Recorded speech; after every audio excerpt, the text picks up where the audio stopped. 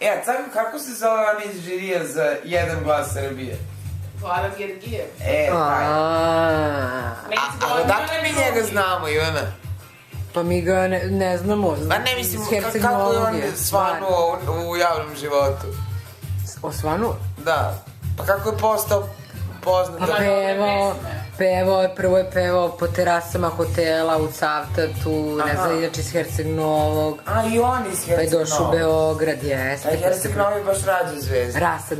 Rasadnik zvezda, što političkih, što pevačkih. A tek ono dvoje Meti slušao i onom u kupaćim kostimima.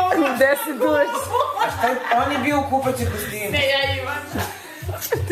Ne mogu ni ovo nikad. On je bio u kupaćim kostimu, a vas gde ste bili u klubu? A Ivana je imala tada ekstra nešto. Ne moja Ivana. Ne moja. Pa nisam ja jedina Ivana, jebote, ko je caka zna. A što si izdaješ da nisam ja jedina Ivana? Niko na tebe nije ni Naravno. Kad ti bio u kupaćem kostimu na svircima? Božu, gde ste uveče u kupaćima, pa to samo od caka, možda ima takve drugarice.